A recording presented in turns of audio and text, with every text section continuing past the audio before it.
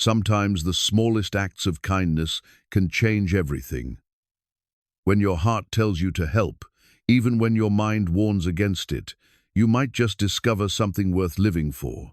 In the harsh desert of New Mexico Territory, 1873, a drifting cowboy named Jack Morrison comes across something that stops him cold. Outside a crumbling, abandoned cabin sits a wolf cub, barely alive, and looking up at him with eyes that seem to plead for mercy. Most men would ride on.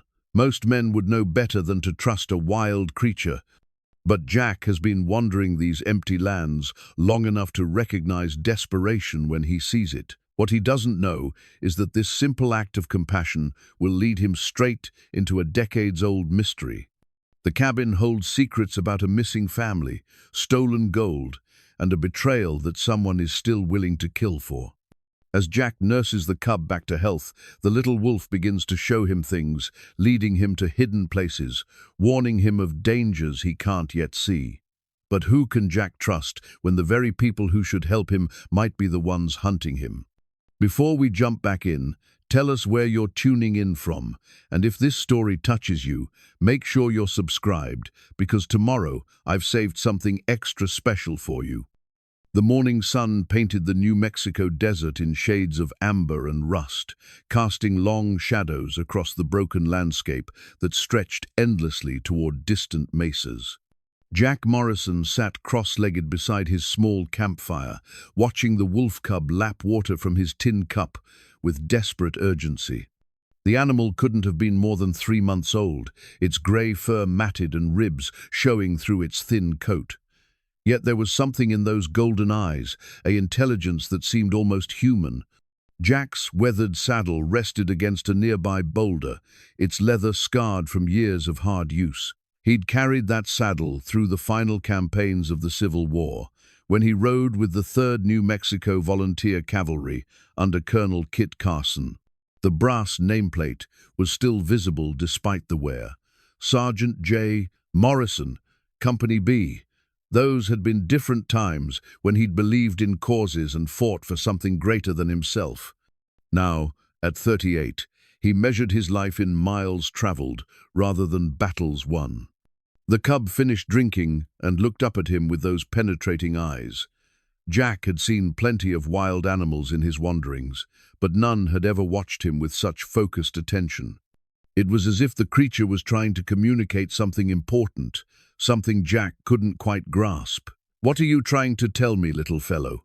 Jack murmured, reaching out slowly to touch the cub's head. The animal didn't flinch away as he'd expected. Instead, it pressed against his palm, accepting the contact with what seemed like relief. Behind them, the abandoned cabin stood like a monument to forgotten dreams. Its adobe walls were cracked and weathered, the wooden door hanging askew on rusted hinges. Part of the roof had collapsed, leaving wooden beams exposed to the elements, like the ribs of some long-dead creature. Jack had been traveling through this desolate country for 3 days when he'd spotted the structure. He'd planned to water his horse at the well and move on, but the sight of the dying cub had changed those plans. The homestead had clearly been built with care and hope. Someone had planted cottonwood trees near the house, though only their withered remains stood now. A stone-lined well showed signs of good craftsmanship, and the corral posts were set deep and true. This hadn't been some temporary shelter, it had been meant to be a home, yet now it stood empty, surrendered to the harsh realities of frontier life. Jack's buckskin mare, Sarah, grazed contentedly on the sparse grass near the well. He'd named her after his sister, who died of fever back in Ohio before the war. Sarah had been the practical one, always telling him to think before he acted. She would have laughed at him now, taking in a wolf cub that might grow up to be dangerous. But Sarah wasn't here to offer her sensible advice, and Jack had learned that sometimes the heart knew things the mind couldn't understand. The war had taught him about survival, about reading the land and the people who moved across it. 8 years of drifting had refined those skills further.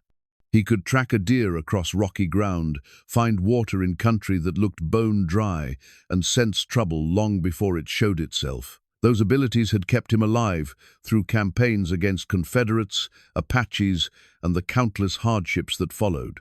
But they hadn't prepared him for the loneliness. After Appomattox, Jack had returned to Ohio, expecting to pick up the threads of his old life. Instead, he'd found his parents dead, the farm sold for taxes, and his friends scattered to the winds. The girl he'd intended to marry had wed another man, one who'd stayed home instead of going off to war. There was nothing left for him there, so he'd saddled up and headed west, looking for something he couldn't name. He'd tried settling down a few times, worked cattle in Texas, helped build the railroad in Colorado, even tried his hand at mining in Arizona Territory. But restlessness always took hold, driving him to pack his gear and ride toward whatever lay beyond the horizon. He'd told himself he was searching for opportunity, for land to claim or gold to find. The truth was simpler and sadder. He was running from the weight of memories and the fear that he'd never again find anything worth staying for. The cub made a small, whimpering sound and struggled to its feet. Jack watched as the animal wobbled toward the cabin, looking back at him as if expecting him to follow. There was something deliberate about its movement, something that suggested purpose rather than random wandering. "You want me to look inside?" Jack asked, feeling slightly foolish for talking to the creature. The cub continued toward the open doorway, pausing at the threshold to look back again. Jack rose and followed, his hand instinctively checking the Colt .45 on his hip. The habit was so ingrained, he barely noticed doing it anymore. He'd learned early in the war that the difference between living and dying often came down to split-second reactions and careful preparation. The cabin's interior was dim and dusty, with afternoon sunlight streaming through gaps in the damaged roof. Animal droppings and wind-blown debris covered the floor, but Jack could still make out the remnants of a family's life. A wooden table sat overturned in one corner, its legs broken.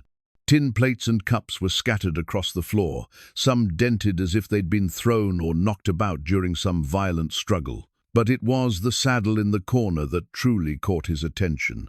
It was cavalry issue, similar to his own but older, with the distinctive brass fittings and leatherwork that marked it as military surplus. Jack knelt beside it, running his fingers over the worn leather. Unlike his saddle, this one bore scars that spoke of hard use in civilian life.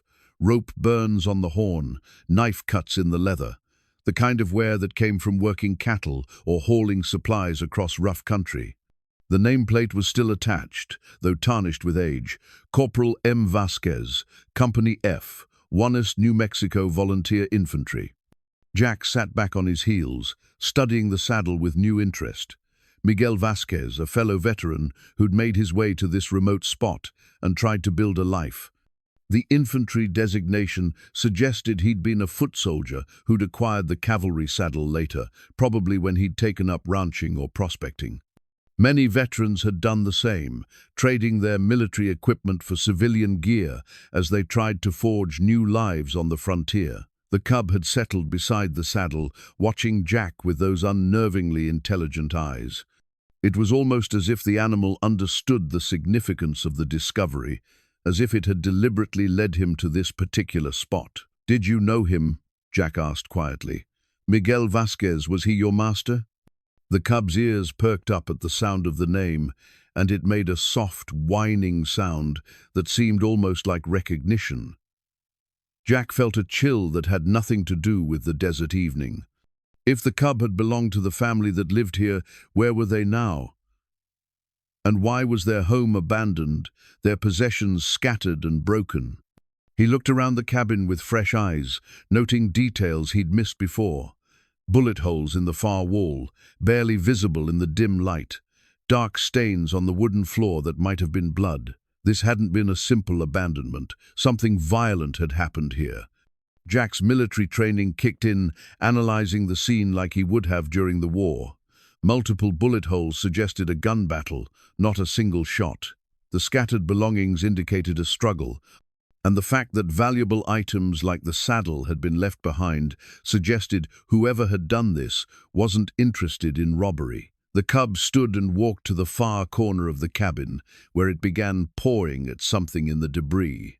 Jack followed and knelt beside the small animal, brushing aside dust and scattered leaves to reveal what had caught its attention. It was a child's wooden toy, a small horse carved from pine, with wheels that had once allowed it to roll across the floor.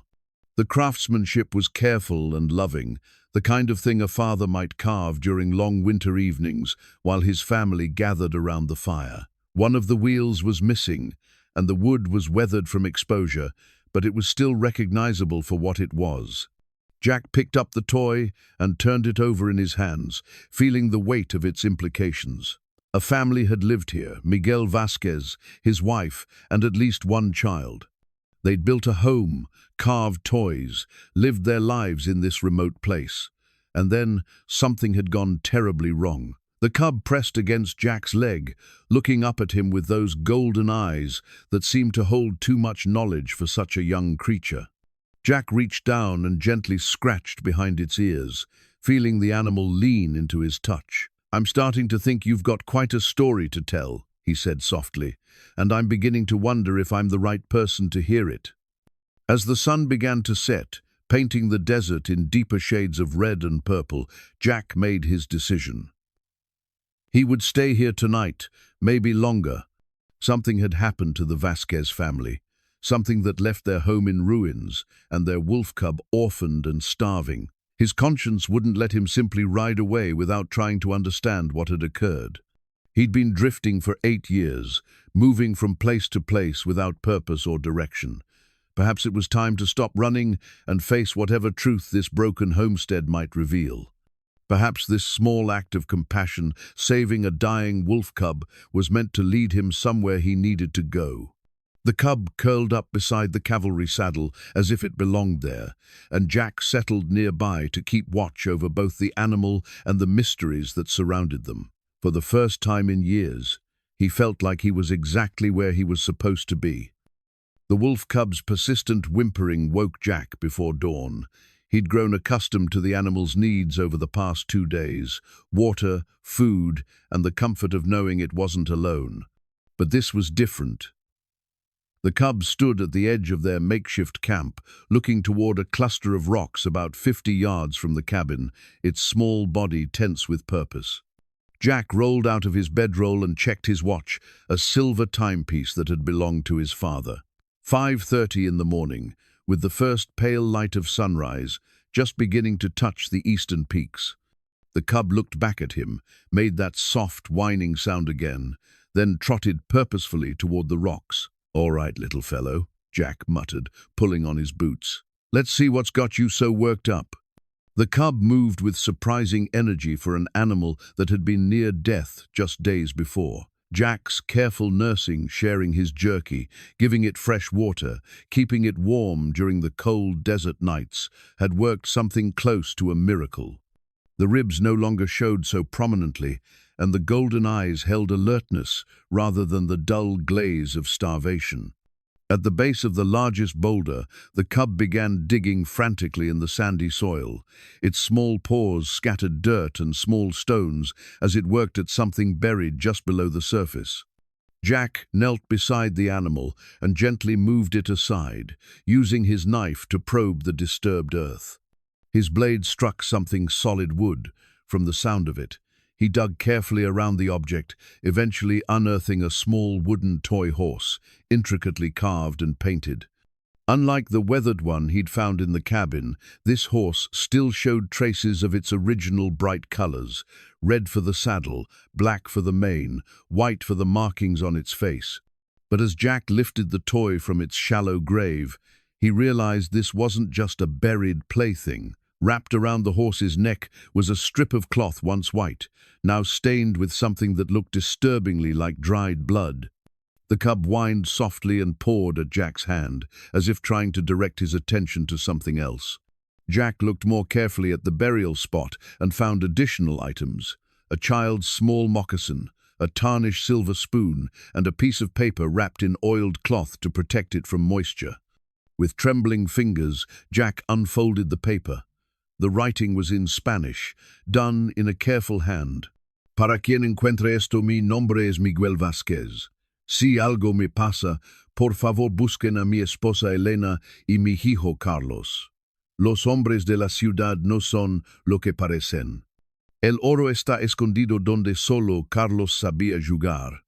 Que Dios los proteja. Jack's Spanish was limited, learned during his cavalry days dealing with local settlers and captured Confederates who'd fled south. But he understood enough to grasp the essential meaning. For whoever finds this, my name is Miguel Vázquez. If something happens to me, please look for my wife Elena and my son Carlos. The men from town are not what they seem. The gold is hidden where only Carlos knew how to play. May God protect them. A chill ran down Jack's spine that had nothing to do with the morning air. This wasn't just an abandoned homestead, it was a crime scene. Miguel Vázquez had buried these items, including his son's toys, because he'd feared for his family's safety. The blood-stained cloth suggested his fears had been well-founded. Jack looked at the cub, which was watching him with those unnervingly intelligent eyes. You knew this was here, didn't you? Someone taught you to guard this spot. The animal's behavior suddenly made more sense. This wasn't a random wolf cub that had wandered to the homestead. It had been here all along, protecting the secrets Miguel Vázquez had buried. The fact that it had survived at all suggested it possessed remarkable instincts for hiding and foraging. But that raised disturbing questions about what had happened to the family. If Miguel had time to bury these items and write the note, he'd known trouble was coming. Yet the cabin showed signs of violence and sudden abandonment. Where were Elena and Carlos now? Jack walked back to the cabin with the cub trotting beside him, carrying the recovered items. In the growing daylight, he could examine the structure more thoroughly. The bullet holes in the wall were definitely from small-caliber weapons pistols, not rifles. That suggested close-quarters fighting, probably inside or very near the building. The dark stains on the floor looked more ominous in daylight. Jack had seen enough battlefields to recognize dried blood, and there was quite a lot of it, too much for someone to lose and walk away. Someone had died in this cabin, probably more than one person. But there were no graves nearby, no indication of where the bodies might be. Either the killers had disposed of them elsewhere, or Jack hardly dared hope some of the family had escaped. The cub led him to another part of the cabin, where it began pawing at the floor, near what had once been a stone fireplace. Jack knelt and examined the area, noting that several floorboards seemed loose. Using his knife as a pry bar, he lifted one of the boards and found a small cavity underneath. Inside was another oiled cloth package, this one containing a daguerreotype photograph and a folded piece of paper. The photograph showed a family, a man in his 30s with a black mustache and kind eyes, a woman about the same age with dark hair pulled back in a simple bun, and a boy of perhaps 6 or 7, grinning at the camera with the uninhibited joy of childhood. The paper was another note from Miguel, this one in English. The men who came asking about the mine are not to be trusted. Sheriff Bradley is with them, and maybe others in town. I have hidden proof of my claim where Elena showed Carlos the eagle's nest. If we do not return from Dusty Creek by Sunday, something has gone wrong. Elena wanted to take Carlos and leave, but I said we must fight for what is ours. God, forgive me if I was wrong. Jack studied the photograph again, memorizing the faces. These were real people, not just names on a piece of paper. Miguel looked like a man who'd worked hard for everything he had, someone who understood the value of honest labor. Elena appeared gentle but strong, the kind of woman who could make a home anywhere if given the chance. And Carlos, the boy, had his father's eyes and his mother's smile, a child who should have grown up to live his own adventures. The reference to a mine explained a great deal. Gold or silver strikes were common in this part of New Mexico territory, and they attracted all kinds of people, prospectors, investors, and those willing to use violence to claim what didn't belong to them. If Miguel had discovered something valuable, it would certainly provide motive for murder. But the mention of Sheriff Bradley was particularly troubling. Jack had planned to ride into Dusty Creek and report what he'd found to the local law. If the sheriff was involved in whatever had happened here, that option was no longer available. The cub made a soft sound and trotted toward the door, looking back at Jack expectantly. It seemed the animal wasn't finished, showing him things. Jack followed it outside, where it headed toward the corral behind the cabin. The structure was in better shape than the house itself, built of stone and heavy timber, designed to withstand both weather and predators. But as Jack examined it more closely, he found additional evidence of violence. Bullet holes in the wooden posts, dried blood on the stones, and scattered bones that looked disturbingly fresh. In one corner of the corral, partially hidden by fallen beams, Jack discovered something that made his blood run cold. A woman's shawl, torn and stained, caught on a piece of splintered wood. Beside it lay a child's small hat, crushed and dirty. The cub whined softly and pressed against Jack's legs, as if seeking comfort. Jack picked up the small animal and held it gently, feeling its rapid heartbeat against his chest. How much had this young creature witnessed? How long had it survived here alone, guarding the secrets of the dead? "I'm sorry, little one," Jack whispered. "I'm so very sorry." But sorrow wouldn't bring justice for the Vasquez family, and it wouldn't ensure that whoever was responsible faced consequences for their actions. Jack had found evidence of a terrible crime, but he was just one man in a vast territory where law was often uncertain and justice frequently took a personal form. The mention of hidden proof intrigued him. If Miguel had documentation of his mining claim, it might provide both motive for the murders and evidence against those responsible. The reference to where Elena showed Carlos the eagle's nest was cryptic, but the cub had already proven remarkably good at leading him to hidden things. Jack looked around the homestead with new understanding. This hadn't been a random act of violence or a robbery gone wrong. It had been a calculated murder, planned and executed by people who knew about Miguel's mine and wanted to claim it for themselves. The fact that Sheriff Bradley was involved suggested the conspiracy reached into the highest levels of local authority. As the sun climbed higher, Jack made his decision. He would stay and investigate further. The cub had brought him here for a reason, and he'd be damned if he'd ride away without understanding what had happened to this family. Miguel Vasquez had been a fellow soldier, a man who'd served his country and tried to build an honest life on the frontier. He deserved better than an unmarked grave and forgotten justice. Jack gathered the recovered items and secured them in his saddlebags. Whatever proof Miguel had hidden would have to wait first. He needed to learn more about the people involved and the extent of the conspiracy. That meant a careful trip to Dusty Creek, where he'd have to walk very carefully indeed. The cub seemed to understand his intentions. As Jack prepared to break camp, the small animal watched him with those intelligent golden eyes, alert and ready for whatever came next. They were partners now, bound together by circumstance and a shared commitment to uncovering the truth. "Well, little fellow," Jack said as he saddled Sarah, "looks like we've got ourselves a mystery to solve, and I have a feeling it's going to be more dangerous than either of us bargained for." Jack's first glimpse of Dusty Creek came as he crested a low hill 15 miles southeast of the Vasquez homestead. The town sprawled along both sides of a seasonal creek, its adobe and wooden buildings baking under the afternoon sun. Smoke rose from several chimneys, and he could make out people moving along the main street signs of a community that seemed prosperous enough by frontier standards. The wolf cub rode in a makeshift sling across Jack's chest, hidden beneath his leather vest.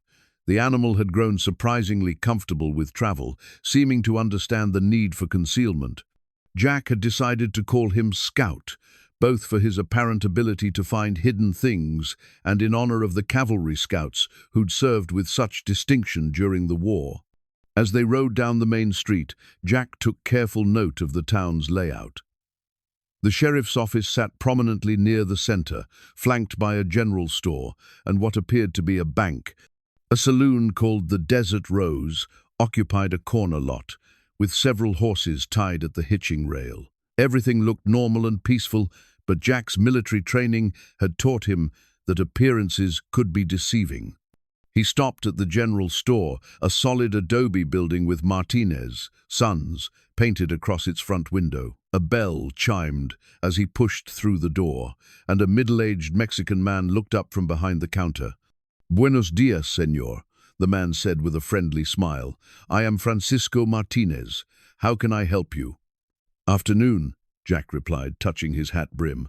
"I'm looking for some supplies, and maybe some information if you don't mind." Of course, of course.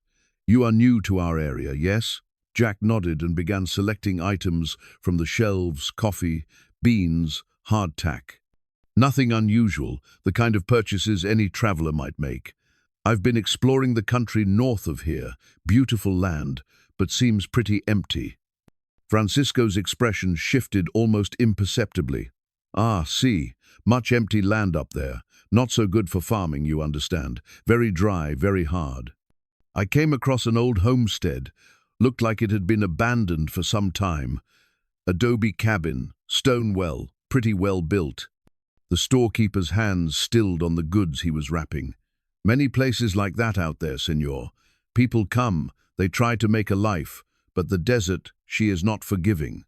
This place had the name Vasquez carved on a beam. Miguel Vasquez, I think. You wouldn't happen to know what became of the family, would you?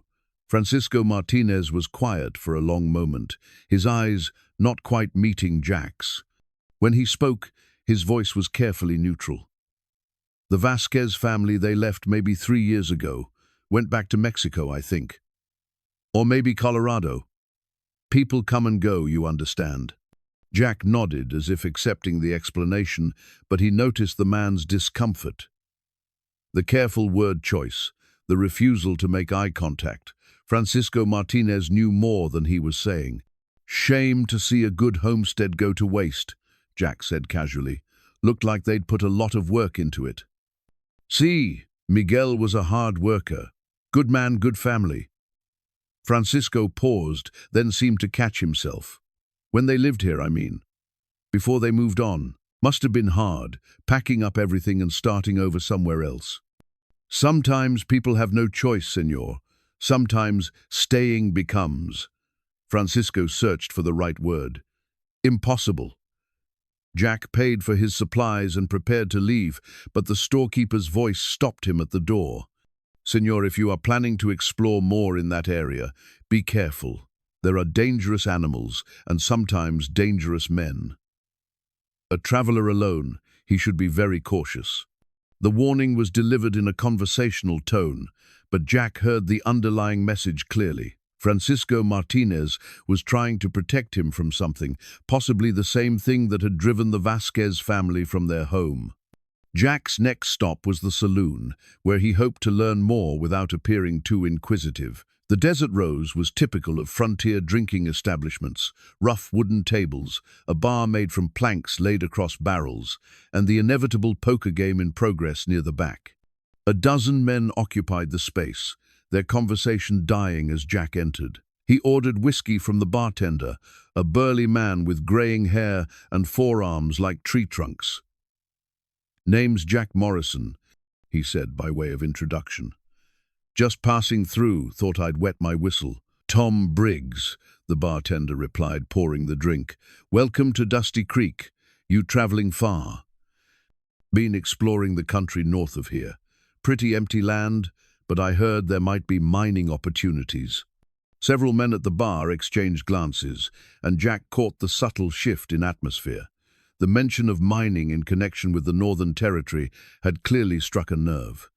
"Mining?" said a lean man with a weathered face and suspicious eyes. "What kind of mining you interested in, friend?" Jack shrugged and sipped his whiskey. "Whatever pays, I suppose. Gold, silver, copper, I've tried my hand at all of them. Heard there might be some promising prospects in this area." "You heard wrong," the man said flatly. "Ain't nothing up north worth digging for. Waste of time and money." "That's what I keep telling these prospectors," said another voice from behind Jack. He turned to see a tall man with a sheriff's badge pinned to his vest, Sheriff Bradley. according to Miguel's note. The man was younger than Jack had expected, maybe early 40s, with cold blue eyes and the kind of smile that never reached beyond his lips. "Sheriff," Jack acknowledged with a nod. "Tom Bradley." The sheriff extended his hand, and Jack shook it, noting the man's firm grip and calloused palms. "You're new in town." "Just passing through. Name's Morrison." "Well, Mr. Morrison, I hope you'll take some good advice. The country north of here can be dangerous for a man traveling alone. Apaches, mostly, but there are other hazards as well. I'd strongly recommend you avoid that area." Jack finished his whiskey and set the glass on the bar. "Appreciate the warning, Sheriff. I'll keep that in mind." As he prepared to leave, the sheriff's voice followed him. "You said you were interested in mining? There's plenty of opportunity south of here, towards Santa Fe. Much safer country, better prospects." "I'll consider that," Jack replied, but he noticed that Sheriff Bradley continued to watch him until he left the saloon. His final stop was the small hotel where he planned to spend the night. The proprietor, a thin woman named Mrs. Henderson, was more talkative than the others, but equally evasive when the conversation turned to the Northern Territory. "Oh, you don't want to go up that way, dear," she said as she showed him to his room. "Nothing but trouble in that direction. We had some folks try to settle up there a few years back, the Vasquez family. Nice people, but they had to leave. Dangerous country, you understand." "What kind of danger?" Mrs. Henderson's expression grew troubled. "Well, there were stories about claim jumpers, men who'd kill you for a patch of worthless ground. And the Apaches, of course, though they've been quiet lately. But mostly it was just the isolation, I think. Hard to make a living when you're so far from town." That evening, Jack sat in his hotel room with Scout hidden in his saddlebags, reviewing what he'd learned. Everyone in Dusty Creek knew about the Vasquez family, but their stories were carefully rehearsed and consistently vague. They'd moved away or gone back to Mexico, but no one could provide specific details about when or where. More troubling was the universal warning about the Northern Territory.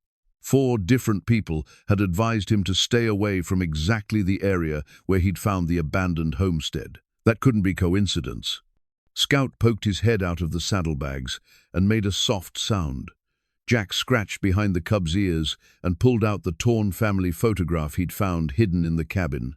In the lamplight, he studied the faces again: Miguel, Elena, and young Carlos Vasquez, a family that had simply vanished from the collective memory of Dusty Creek. But someone in this town knew what had really happened. The careful evasions, the coordinated warnings, the uncomfortable silences, they all pointed to a conspiracy of silence.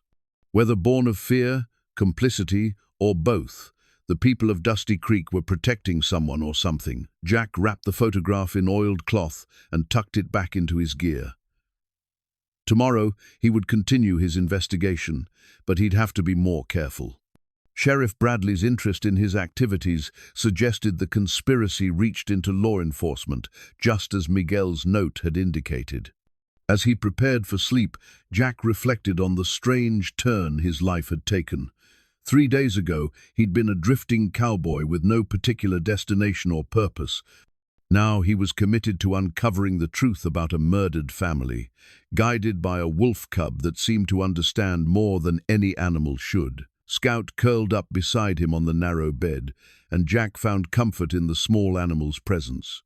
They were partners now in something larger than either of them, bound by circumstance and a shared commitment to justice. Outside his window, Dusty Creek settled into evening quiet. But Jack Morrison lay awake long into the night, planning his next moves and wondering how many people in this seemingly peaceful town knew the truth about what had happened to Miguel Vasquez and his family. The torn photograph held only half the story literally. Someone had kept the other half, the part that might identify all the people involved. Jack intended to find it, along with the proof Miguel had hidden and the answers that the good people of Dusty Creek seemed so determined to keep buried.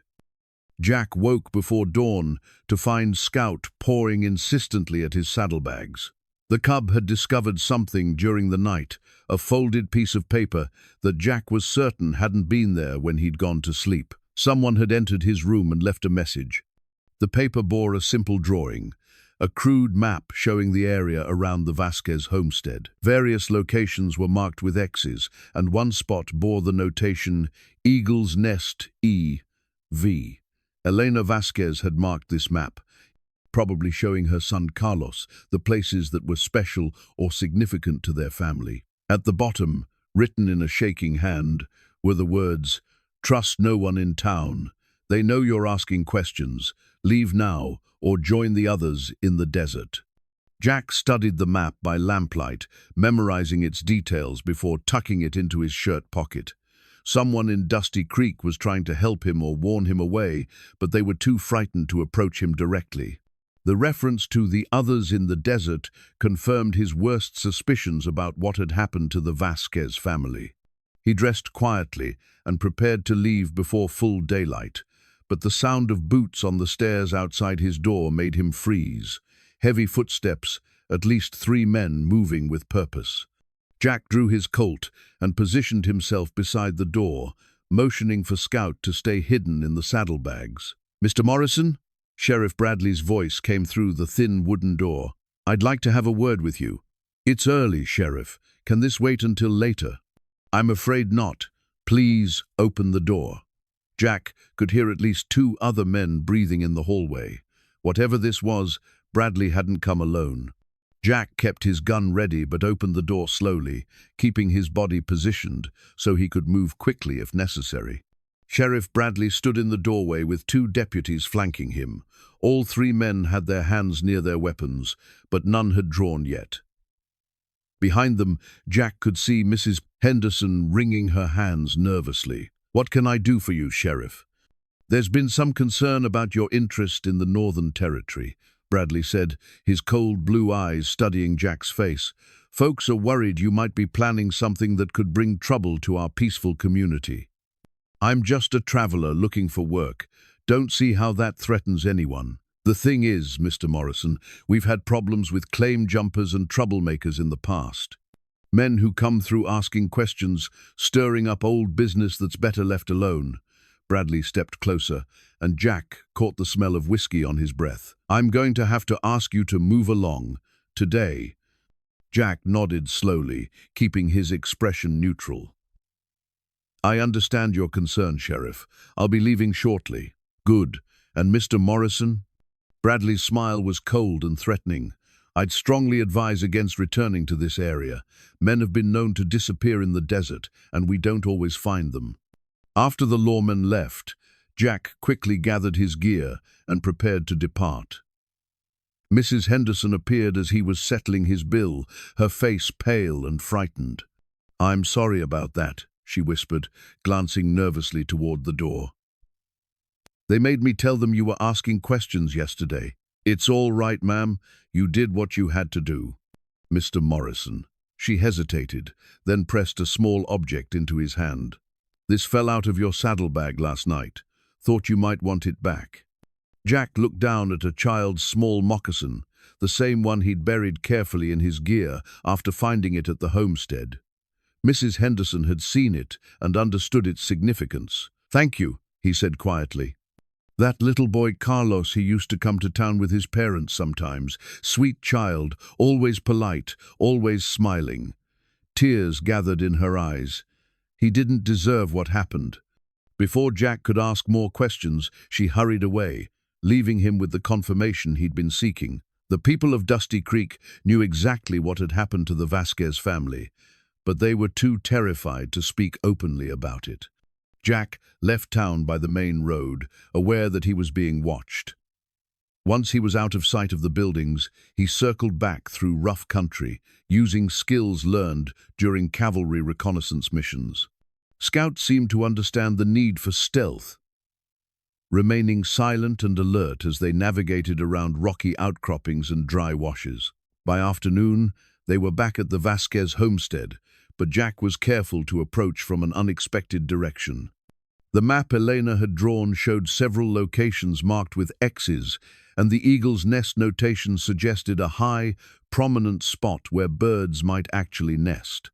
Jack studied the surrounding terrain, looking for rock formations or tall trees that might fit the description. About a mile southwest of the cabin, a distinctive sandstone formation jutted up from the desert floor like a cathedral spire.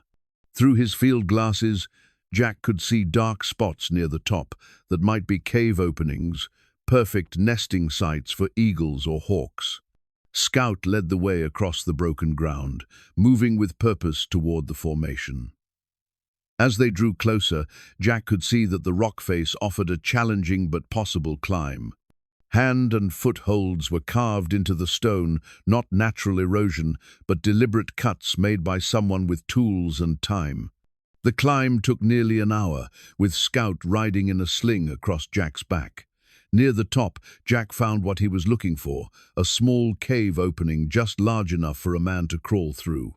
Inside, the cave opened into a natural chamber about the size of a small room, and there, carefully wrapped in oiled canvas and hidden behind a pile of rocks, Jack found Miguel Vasquez's proof.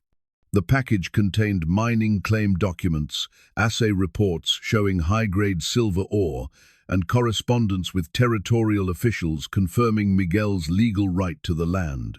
But most damning were the letters' communications between Sheriff Bradley, a man named Harrison Pike, who apparently represented Eastern investors, and someone signed only as J.W., who seemed to coordinate their activities. The letters painted a clear picture of conspiracy and murder. Miguel's mine was far more valuable than anyone had realized, containing silver ore rich enough to make several men wealthy. Pike represented a mining company that wanted the land, and Sheriff Bradley had agreed to help them acquire it by any means necessary. The final letter in the bundle was dated just 2 days before Miguel's family had disappeared. Vasquez continues to refuse our offers. More direct action is required. Ensure no evidence remains and no witnesses survive. The territorial authority inspection is scheduled for next month. We must have clear title by then. Payment, as agreed upon completion. It was signed J.W. and bore the letterhead of the Dusty Creek Bank. Jack sat back on his heels, studying the documents by lamplight. J.W. could only be the bank president, the man who would have handled any financial transactions related to the mine sale. The conspiracy involved at least 3 powerful men in Dusty Creek, and probably others. Scout had found something else in the cave, a child's leather pouch containing marbles, a slingshot, and a few coins. Carlos Vasquez had used this cave as his secret hideout, the place where he played and hid his treasures. His mother had known about it and marked it on her map as Eagle's Nest, because that's what her son had called it. The pouch also contained a folded paper, a child's drawing showing stick figures of a family standing in front of a house. Below it, in careful letters, Carlos had written, "Mi familia," and drawn a small wolf beside the house. Even at age 6 or 7, the boy had been observant enough to include Scout in his picture of home. As Jack prepared to leave the cave, he heard the sound of horses approaching the base of the rock formation. Through a crack in the stone, he could see 4 mounted men circling the area. One of them was Sheriff Bradley. Jack extinguished his lamp and waited, hoping they would conclude he wasn't there and move on. But one of the riders had dismounted and was examining the ground near the base of the climb. "Fresh tracks," the man called up to Bradley. "Horse and maybe a dog." They went up the rock face. "Then we wait," Bradley replied. "He has to come down eventually, and when he does, we'll be ready for him." Jack checked his ammunition and considered his options. The climb down would leave him completely exposed, an easy target for anyone waiting below. But staying in the cave would only delay the inevitable. They could wait longer than his water would last. Scout seemed to sense the danger. The cub moved to the cave entrance and sniffed the air, then looked back at Jack with those intelligent golden eyes. For a moment, Jack could have sworn the animal was trying to tell him something. Then Scout disappeared through a crack in the rock that Jack hadn't noticed before a narrow opening barely wide enough for the small animal to squeeze through. A few seconds later, Jack heard commotion from below. "What the hell, there's a wolf down here." "Shoot it!" Gunshots echoed off the rock face, followed by shouting and the sound of horses moving quickly. Scout had somehow gotten down the rock face and created a distraction, drawing the men away from the base of the formation. Jack didn't waste the opportunity. He gathered Miguel's documents and began the treacherous climb down, moving as quickly as he dared. By the time he reached the bottom, the riders were several hundred yards away, chasing Scout across the open desert. Jack whistled a cavalry signal he'd taught the cub during their time together. Scout's ears were sharper than any horse's, and the animal responded immediately, breaking away from his pursuers and racing back toward the rock formation. "There! The bastard's down already!" Bradley and his men wheeled their horses around, but Jack was ready for them. Using the rock formation for cover, he had positioned himself where he could command the approaches. His first shot took one of the deputies out of the saddle. His second sent Sheriff Bradley's horse rearing, nearly throwing its rider. "That's far enough," Jack called out. "Next man who reaches for a gun gets buried here." The remaining 3 men sat their horses uncertainly, clearly not expecting resistance from a lone traveler. Sheriff Bradley's face was red with anger and frustration. "You're making a big mistake, Morrison. You have no idea who you're dealing with." "I know exactly who I'm dealing with," Jack replied, keeping his rifle trained on the sheriff. "Murderers and thieves who killed a good family for their land. You can't prove anything." Jack patted his shirt pocket, where Miguel's documents were safely stored. "I've got all the proof I need, Sheriff. Letters with your name on them, describing exactly how you planned to steal Miguel Vasquez's mine." Bradley's confident expression faltered. "Those documents are forgeries. No court would accept them. Maybe not from you or your friends in Dusty Creek, but I'm thinking the territorial authority might be interested in seeing them. Along with this." Jack pulled out the torn photograph, the half that showed Miguel, Elena, and Carlos Vasquez. "I'm betting someone in your group kept the other half of this picture, the half showing who else was there when this family died." Scout had worked his way back to Jack's position during the standoff, and now sat alert beside him. The cub's presence seemed to unnerve the men even more than Jack's rifle. "This isn't over, Morrison," Bradley said finally. "You're one man in a big territory. Accidents happen." "They sure do," Jack agreed. "Sometimes corrupt sheriffs fall off cliffs, or get kicked by horses, or just disappear in the desert. Funny how these things happen." The men rode away, but Jack knew they'd be back with reinforcements. He had the evidence he needed to expose the conspiracy, but he was still vastly outnumbered and far from any honest authority. As he prepared to leave the rock formation, Jack looked down at Scout and shook his head in amazement. "I don't know how you got down that cliff so fast, little partner, but you saved both our lives." Scout wagged his tail and trotted toward where Jack had left his horse, as if to say the day's work wasn't finished yet. Jack followed, carrying Miguel's documents and his growing certainty that the fight for justice was just beginning. Jack made camp that night in a hidden canyon 5 miles from the Vasquez homestead, choosing a spot where he could see anyone approaching while remaining concealed himself. Scout had led him there with the same uncanny instinct the cub had shown for finding hidden things, as if the animal knew every secret place in this harsh country. By lamplight, Jack carefully studied Miguel's documents, comparing dates and names to build a complete picture of the conspiracy. The letters revealed more participants than he'd initially realized, in addition to Sheriff Bradley and the mysterious J.W. from the bank. There were references to territorial officials, mining company representatives, and local businessmen who'd helped cover up the murders. But it was the final item in Miguel's cache that truly stunned him, a silver locket on a delicate chain, obviously a woman's jewelry. Inside was a small photograph of Elena Vasquez holding a baby and an inscription in Spanish, "Para mi querida Elena, con todo mi amor Miguel, 1866. The locket was clearly a cherished possession, something Elena would never have left behind willingly. Its presence in Miguel's hiding place suggested she'd given it to him before they went to Dusty Creek for the last time, perhaps sensing they might not return. Scout seemed drawn to the locket, sniffing it carefully and making soft, whimpering sounds. Jack realized the cub recognized Elena's scent, even after 3 years. This small animal had belonged to the Vasquez family, had been loved and cared for by them, and had somehow survived their destruction. "She was your mistress, wasn't she?" Jack said softly, holding the locket where Scout could see it.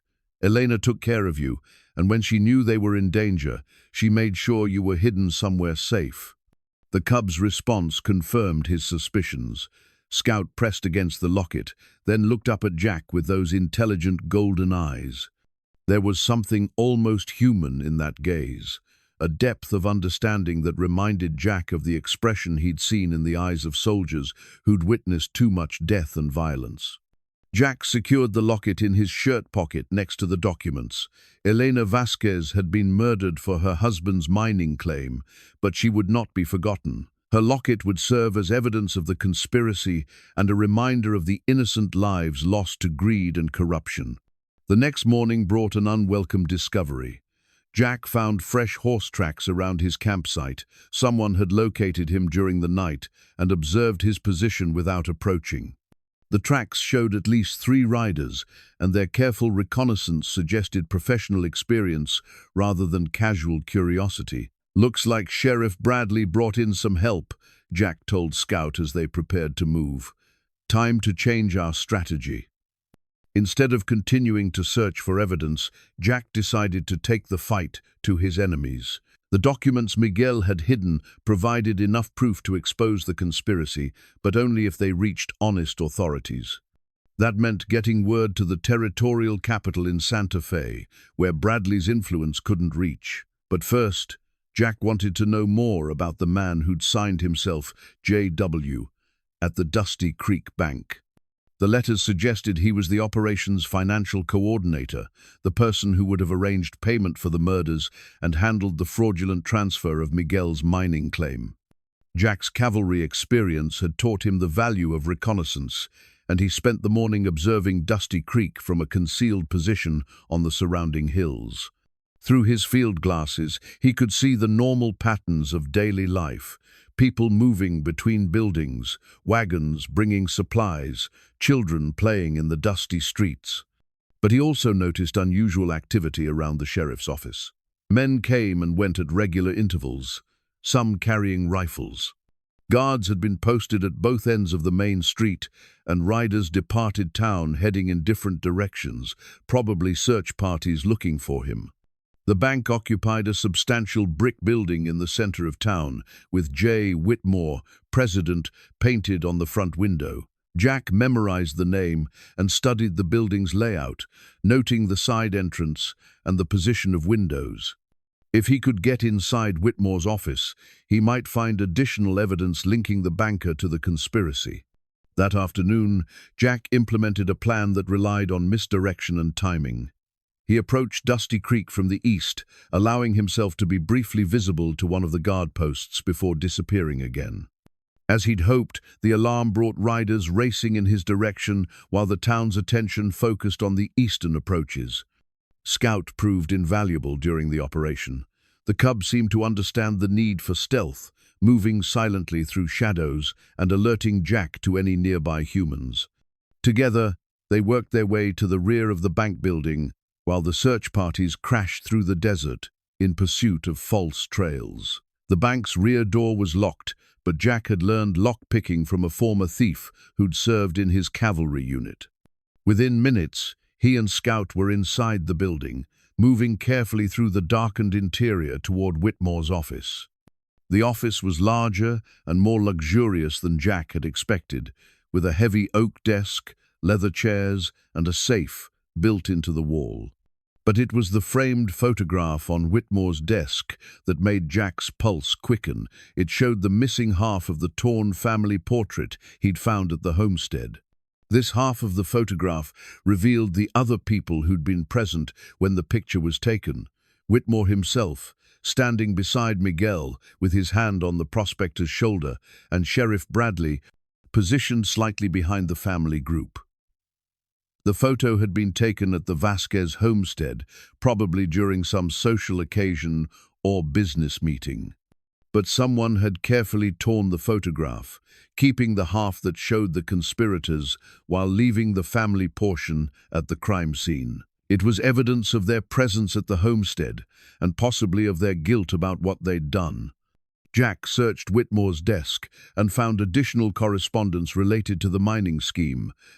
The letters revealed that the Eastern investors Pike represented were willing to pay enormous sums for Miguel's claim, far more than the Vasquez family could have imagined their land was worth. The silver deposit was apparently one of the richest ever discovered in New Mexico territory. But the most damaging evidence was Whitmore's personal ledger, which recorded payments made to various participants in the conspiracy. Sheriff Bradley had received $500. Someone identified only as Doc had been paid $200 for professional services, probably falsifying death certificates or disposing of bodies. Even Mrs. Henderson at the hotel had received $50 for information services. The ledger also showed a payment of $2,000 to H. Pike Final Settlement, suggesting the mining company representative had received a substantial bonus for completing the operation. Scout's low growl warned Jack that someone was approaching the bank. Through the window, he could see a man with a lantern walking toward the front door, probably Whitmore himself, coming to check on his business after the excitement of the search. Jack quickly photographed the relevant documents using a small camera he'd acquired during his travels, then gathered the original letters and the torn photograph. As footsteps approached the office door, he and Scout slipped out through the rear entrance, disappearing into the maze of alleys and side streets. They made it to their hidden camp without being detected, but Jack knew their time was running out. Whitmore would discover the break-in and realize that his carefully preserved evidence had been compromised. The conspiracy would either escalate their efforts to eliminate Jack, or they might cut their losses and flee the territory. That night, Jack wrote a detailed letter to the territorial governor, enclosing copies of the stolen documents and explaining the full scope of the conspiracy. He sealed the letter carefully and prepared to send it with a trusted messenger if he could find one. As he worked, Scout sat beside him, occasionally looking at Elena's locket. The cub's loyalty to the Vasquez family's memory was absolute, and Jack found himself drawing strength from the animal's unwavering commitment to justice. "We're going to make this right," Jack promised, scratching behind Scout's ears. "Your family won't be forgotten, and the people who killed them won't escape punishment." But even as he spoke the words, Jack knew the most dangerous part of their mission still lay ahead. Exposing the conspiracy was only the first step. Ensuring that justice was actually served would require them to survive long enough to see the guilty parties brought to trial. In the distance, Jack could see lights moving across the desert as search parties continued their hunt. Whitmore and his associates knew they were running out of time, and desperate men were capable of desperate actions. Jack checked his weapons and prepared for what might be their final confrontation. Tomorrow, he would either find a way to get his evidence to honest authorities, or he and Scout would make their last stand in the unforgiving desert that had already claimed too many innocent lives. Dawn brought the sound of riders approaching from multiple directions. Jack had expected pursuit, but the coordination and number of men suggested Whitmore had called in professional help. Through his field glasses, he counted at least a dozen horsemen moving in a systematic search pattern, closing off escape routes with military precision. Scout's behavior had grown increasingly agitated during the night. The cub kept returning to Jack's saddlebags, where Miguel's documents were stored, pawing at them insistently. It wasn't until Jack examined the papers more carefully that he understood what had caught the animal's attention. Hidden among the mining claim documents was another piece of paper, one Jack had missed in his initial examination. It was a crude map drawn in a child's hand, showing the location of the mine itself. Carlos Vasquez had marked the spot with an X and written Papa's secret place in careful letters below. The map revealed something crucial. Miguel's mine wasn't just a hole in the ground, but an extensive tunnel system that connected to natural caves in the surrounding hills. Carlos had drawn multiple entrances, including one that opened into the canyon where Jack had made camp. His childhood explorations had mapped an underground network that could provide both hiding places and escape routes. "Smart boy," Jack murmured, studying the child's artwork. He knew every inch of this country. Scout led Jack to the cave entrance Carlos had marked, a narrow opening hidden behind fallen rocks and desert brush. Inside, the passage opened into a natural tunnel that had been partially widened by Miguel's mining efforts. Support timbers showed evidence of careful workmanship, and side chambers contained tools, supplies, and ore samples. But it was the chamber at the end of the main tunnel that revealed the true scope of Miguel's discovery. The walls glittered with silver veins so rich and extensive that even Jack's untrained eye could see their value. This wasn't just a valuable mining claim, it was a fortune that could fund railroad construction or territorial development. The chamber also contained evidence of the Vasquez family's final days. Personal belongings were stored in wooden crates. Elena's clothes, Carlos's toys, Miguel's books and papers. They'd moved their most precious possessions underground, probably planning to hide until the danger passed. In one crate, Jack found Miguel's cavalry discharge papers and service record. The document revealed something that made the conspiracy even more personal. Miguel Vasquez had served in the 1st New Mexico Volunteer Infantry during the same campaigns where Jack's cavalry unit had provided support. They'd fought in some of the same battles, defending the same territory they now called home. The discharge papers also contained a letter of recommendation from Miguel's commanding officer, praising his courage and reliability under fire. This wasn't just any prospector who'd been murdered for his claim. This was a fellow veteran who'd earned his place in this territory through service and sacrifice. Scout found something else in the chamber, a woman's shawl wrapped around a small bundle. Inside were letters Elena had written but never sent, addressed to her sister in Mexico. The letters described their growing fear as pressure mounted to sell the mine, and their decision to hide Carlos in the caves if violence threatened. One letter, dated just days before the family's disappearance, revealed Elena's desperation. "Querida Maria, the men from town grow more insistent each day. Miguel says we must fight for what is rightfully ours, but I fear for Carlos. If something happens to us, please know that we loved you and thought of home often." The little wolf Miguel brought home has become Carlos's constant companion. Perhaps God sent the animal to protect our son when we cannot. Jack's throat tightened as he read Elena's words. She'd known they were in mortal danger, yet she'd stayed with her husband rather than flee. And she'd recognized Scout's protective instincts even then, trusting the wolf cub to watch over her son. But if Elena had hidden Carlos in the caves, where was he now? The evidence suggested the entire family had been killed, yet no child's body had been found at the homestead. Jack began to wonder if Carlos might have escaped, or if his fate remained unknown. The question was answered when Scout led him to a side chamber Jack had initially missed. There, carefully arranged on a natural stone shelf, were the remains of a small grave. Wildflowers had been placed around a wooden cross bearing the inscription Carlos Miguel Vasquez, Hijo Querido, 1866, 1873. But the grave wasn't in the chamber itself, it was carved into an alcove that opened to the surface through a natural chimney in the rock. Someone had buried Carlos here with love and ceremony, ensuring he would rest in a place that touched both the underground sanctuary his father had created and the open sky the boy had loved. Beside the grave, Jack found a leather journal in Elena's handwriting. The final entries told the story of their last days. Miguel went to town to make one final attempt at reasoning with them. He took his rifle and promised to return by sunset. When he did not come back, I knew the worst had happened.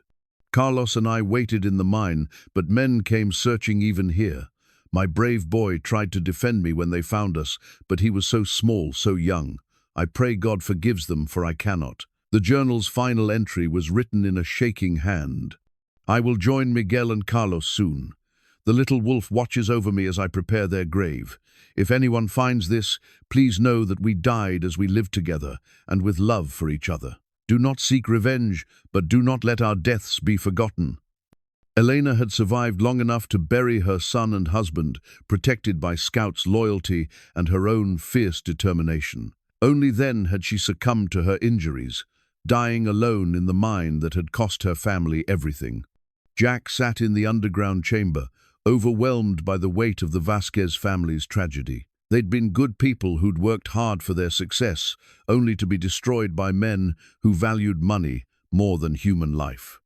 Elena's final request, that their deaths not be forgotten, had become Jack's sacred obligation. Scout seemed to understand the significance of the moment. The cub sat beside Carlos's grave, as if maintaining a vigil he'd kept for 3 years. This was why the animal had survived, why it had led Jack to the truth. It was fulfilling Elena's trust that he would protect her family's memory. Outside, the searchers were getting closer. Jack could hear voices echoing through the canyon and occasional gunshots as they tested suspicious locations. It wouldn't be long before they discovered the cave entrance, especially if they had local guides who knew the area. Jack gathered Elena's journal and the most important documents, leaving the family's personal belongings undisturbed. This chamber would serve as their memorial, a place where their love for each other would be preserved along with the evidence of their murders. As he prepared to leave, Jack made a solemn promise to the graves of Miguel, Elena, and Carlos Vasquez. Their deaths would not be forgotten, and their killers would face justice. Scout had kept faith with them for 3 years now. It was Jack's turn to honor their memory. The underground tunnels provided several escape routes, just as Carlos's map had indicated. Jack chose a passage that led northwest, away from the main search area.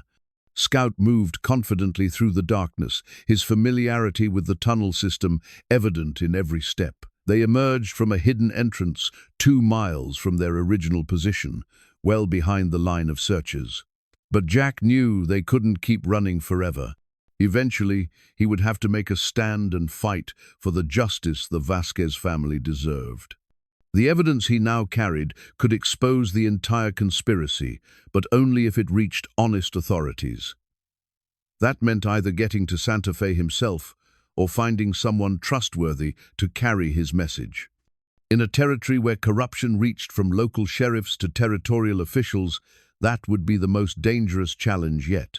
As they moved through the desert toward an uncertain future, Jack reflected on how much his life had changed since finding a dying wolf cub outside an abandoned cabin. He'd discovered purpose, found a cause worth fighting for, and formed an unlikely partnership with an animal that seemed to understand the difference between right and wrong better than most humans. Scout trotted beside him, alert and determined, carrying the responsibility Elena had given him with unwavering loyalty. Together, they would ensure that the Vasquez family's story reached the world, no matter what dangers lay ahead. Jack and Scout had traveled only a few miles when they encountered something that changed everything. A lone rider approaching from the south, moving with the measured pace of someone who wasn't afraid of being followed. As the figure drew closer, Jack could see it was an older man wearing a blue cavalry uniform with sergeant's stripes, active military, not a veteran. The soldier raised his hand in greeting and rode directly toward them, showing no fear despite Jack's obvious wariness. When he was close enough to speak without shouting, the man called out, "Sergeant Morrison, I'm Sergeant William Hayes, Territorial Command. I've been looking for you." Jack kept his hand near his gun, studying the stranger. "How do you know my name?" "Colonel Patterson sent me, your old commanding officer from the 3rd New Mexico Cavalry." Hayes dismounted and approached slowly, his hands visible and empty. He received a letter from Miguel Vasquez about 3 months ago, asking for help with some trouble he was having with local authorities. The revelation hit Jack like a physical blow. Miguel wrote to Patterson? Indeed he did. Vasquez served under the colonel before the war, back when Patterson was just a lieutenant. The letter explained that Vasquez had discovered evidence of territorial officials taking bribes from mining companies, and he feared for his family's safety. Hayes reached into his saddlebag and withdrew a folded paper. This is a copy of the letter. The original is in the colonel's files. Jack read Miguel's letter with growing amazement. The prospector had been far more than an innocent victim. He'd been conducting his own investigation into territorial corruption, using his mining claim as bait to expose the conspiracy. He documented bribe payments, fraudulent land transfers, and political appointments bought with mining company money. Miguel was working undercover for the territorial government, Hayes continued. His mining discovery was real, but his primary mission was gathering evidence of corruption in the land office and local law enforcement. The colonel sent me to establish contact, but by the time I arrived in the area, the Vasquez family had disappeared. They're dead, Jack said quietly, all of them, murdered by Sheriff Bradley and his associates. Hayes's expression grew grim. We suspected as much when Miguel failed to report. The colonel has been waiting for proof before moving against the conspirators. Your telegram from Las Cruces indicated you'd found that proof. Jack stared at the sergeant. I never sent any telegram. Someone using your name reported the discovery of Miguel's documents and requested military assistance. The message was sent 3 days ago from Las Cruces, asking for support in bringing the conspirators to justice. Hayes studied Jack's face. If you didn't send it, who did? The answer came to Jack with startling clarity. Miguel left instructions for someone else, a backup plan, in case his investigation was discovered. He thought of the mysterious person who'd left the map in his hotel room, the warning about being watched. Someone in Dusty Creek has been protecting his evidence all along. Scout had been unusually alert during the conversation, and now the cub trotted toward a cluster of rocks about 100 yards away. As Jack and Hayes watched, the animal began pawing at the ground near the base of the largest boulder. He's found something else, Jack said, following Scout to investigate. Buried in a shallow hole was another oiled cloth package, this one containing military documents that made Jack's blood run cold. Miguel's cavalry discharge papers were genuine, but they told only part of the story. Hidden beneath them were orders from the Territorial Command, appointing Miguel Vasquez as a special investigator with authority to examine land office records and gather evidence of corruption. But the truly shocking revelation came in the form of a second set of orders, dated just 2 weeks before Miguel's death. These papers appointed Jack Morrison as Miguel's replacement, with instructions to continue the investigation if the original agent was compromised. How is this possible? Jack demanded, showing the orders to Hayes. I never received these documents. I didn't even know Miguel existed until I found his homestead. Hayes examined the papers carefully. The orders are genuine. I recognize Colonel Patterson's signature and the official seals. But the delivery method was obviously compromised. Miguel must have arranged for them to be buried here, knowing you'd eventually be led to this spot. But how could he know I would come here? How could he plan for me to find Scout and discover his hidden evidence? Maybe he didn't plan it. Hayes said slowly. Maybe he just trusted that if something happened to him, honest men would eventually seek the truth. And maybe he had help from someone we haven't identified yet. Scout had moved to another location and was digging again.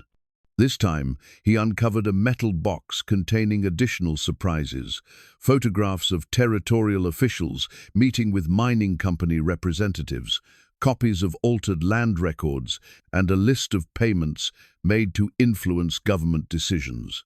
But the most stunning discovery was at the bottom of the box, Jack's own military service record, along with a detailed assessment of his character and capabilities written by Colonel Patterson himself.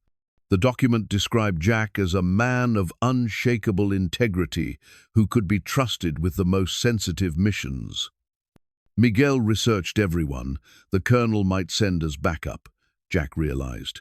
He knew about my background, my service record, even my tendency to drift from place to place. He planned for the possibility that I specifically would be the one to continue his work. It goes deeper than that, Hayes said, studying another document. Look at this, a territorial map showing the exact route you traveled to reach this area. Miguel tracked your movements for months, waiting for you to come close enough to be guided here. The implications were staggering. Jack's encounter with Scout hadn't been random chance. It had been an elaborate plan set in motion by a man who'd understood that justice sometimes required faith in strangers. Miguel had trusted that Jack would have the integrity to pursue the truth and the courage to see it through to the end. There's more, Hayes continued, reading from Miguel's final report. The corruption extends all the way to Santa Fe. Territorial officials have been taking payments from Eastern mining interests for years, selling land rights that legally belong to Hispanic families and individual prospectors. Miguel's mine was just one example. There are dozens of similar cases across New Mexico territory. Scout barked once and ran toward another location, this time leading them to a carefully camouflaged entrance to the underground tunnel system. Inside, Hayes's amazement grew as he examined the evidence Miguel had accumulated over months of investigation. This is enough to bring down half the territorial government, the sergeant said, studying the documented cases of fraud and bribery. Miguel was building a case that would have exposed corruption from the local level all the way to Washington. But Hayes's expression grew troubled as he continued reading. Jack, there's something else here that changes everything. According to these documents, Miguel discovered that the conspiracy wasn't just about stealing his mine, it was about preventing statehood for New Mexico territory. Jack looked up from Elena's journal. What do you mean? The mining companies and their political allies have been deliberately destabilizing the territorial government, creating conditions that would delay statehood indefinitely. As long as New Mexico remains a territory, federal oversight is limited and corruption is easier to hide. But once we become a state, with our own elected officials and direct representation in Congress, their schemes become much harder to maintain. Hayes pulled out a map showing mining claims across the territory. Look at this pattern. They've been systematically driving Hispanic families off their ancestral lands, using violence and legal manipulation to concentrate mineral rights in the hands of Eastern investors. Miguel's case was just one of hundreds. And Sheriff Bradley? Bradley was a small player, hired muscle to handle local problems. The real power behind this operation is someone much higher up the chain. Hayes found another document and read from it carefully. According to Miguel's investigation, the territorial secretary himself has been coordinating the land grabs, using his position to alter official records and legitimize fraudulent claims. Jack felt the weight of responsibility settling on his shoulders like a heavy cloak. This wasn't just about justice for the Vasquez family anymore. It was about the future of an entire territory and the rights of thousands of families who were being systematically robbed of their heritage. Miguel left one more thing, Hayes said, producing a sealed letter addressed to Jack personally. He wrote this just before his final trip to Dusty Creek. Jack opened the letter with trembling hands. Sergeant Morrison, if you are reading this, then God has answered my prayers and sent someone to continue the fight for justice. I know from Colonel Patterson's reports that you are a man who understands duty and honor, even when the cost is high. My family and I may not survive the forces arrayed against us, but the evidence we have gathered must reach honest authorities. The people of this territory deserve better than to be ruled by thieves and murderers who hide behind badges and political appointments. I have watched you from a distance as you traveled through our land. You are searching for something, though you may not know what. Perhaps it is purpose, or peace, or simply a place to belong. I believe you will find all three in the fight for justice. The wolf cub that led you to our home was more than a pet to my family. He was a symbol of the wild, honest spirit that this territory represents. He will guide you as he guided us, and his loyalty will remind you that some things are worth any sacrifice. Do not let fear or doubt turn you from this path. The evidence we have gathered will expose the conspiracy, but only if it reaches the right people. Trust Sergeant Hayes when he comes. He represents the honest men who still serve in our government. Give my Elena's locket to my sister in Las Cruces, if you can. Tell her we died fighting for the land we loved, and that Carlos was brave until the end. Vaya con Dios, hermano. The future of our territory rests in your hands. Miguel Vasquez. Jack finished reading and looked down at Scout, who sat quietly beside Elena's grave. The animal's presence suddenly made perfect sense. He wasn't just a survivor of the Vasquez family's tragedy, but a deliberate choice made by people who understood the symbolic power of loyalty and courage. Miguel planned everything, Jack said wonderingly. Even my emotional attachment to Scout was part of his strategy. He knew that caring for the family's pet would make their deaths personal for me. Miguel was a soldier, Hayes replied. He understood that the best plans account for human nature as well as tactics. He needed someone who would fight not just for justice in the abstract, but for people he'd learned to care about. Hayes gathered the most important documents and prepared to leave. I need to get this evidence to Colonel Patterson immediately. But Jack, you should know, once this information reaches Santa Fe, you'll be marked for death by every corrupt official in the territory. Miguel's investigation named names, and those people will do anything to prevent prosecution. Jack looked around the underground chamber where the Vasquez family had made their final stand. Elena's shawl still lay where she'd placed it, and Carlos's toys were arranged as if he might return to play with them at any moment. These people had died for their principles, trusting that someone would eventually continue their fight. I can't run now, Jack said finally. Miguel trusted me with this responsibility, and his family deserves justice. Besides, where would I go? They'll hunt me no matter what. Scout seemed to approve of the decision. The cub had led Jack this far, revealing secrets and guiding him to evidence that could change the territory's future. Now it was time to finish what the Vasquez family had started. There's something else, Hayes said, checking his watch. Miguel's contact in Dusty Creek, the person who sent that telegram using your name, is supposed to meet us at the old Spanish mission ruins tonight. Whoever it is has been protecting Miguel's secrets for 3 years, waiting for the right moment to act. That's a risk, Jack said. It could be a trap. Everything we do from now on will be a risk, Hayes replied. But Miguel trusted this person enough to share his plans. If we're going to succeed, we need all the allies we can find. As they prepared to leave the underground chamber, Jack took one last look at the evidence of the Vasquez family's love and courage. Elena's final letter to her sister, Carlos's childish drawings of their home, Miguel's careful documentation of the conspiracy that had destroyed them, all of it, spoke to the kind of people they had been and the legacy they'd left behind. Scout trotted toward the tunnel entrance, looking back to ensure Jack was following. The animal's mission was nearly complete, but there was still work to be done. The truth had been revealed, allies had been found, and the evidence was ready to be presented. Now came the most dangerous part, ensuring that justice was actually served and that the Vasquez family's sacrifice would not be in vain. The Spanish mission ruins stood silhouetted against the evening sky, like the skeleton of some ancient giant. Built by Franciscan missionaries decades earlier and later abandoned during Apache raids, the crumbling stone walls and collapsed bell tower created an atmosphere of both reverence and melancholy. It was, Jack reflected, an appropriate place for the kind of meeting that might determine the fate of an entire territory. Scout had been unusually restless during their approach to the ruins, alternating between excited alertness and nervous pacing. The cub clearly recognized this place, suggesting the Vasquez family had brought him here before.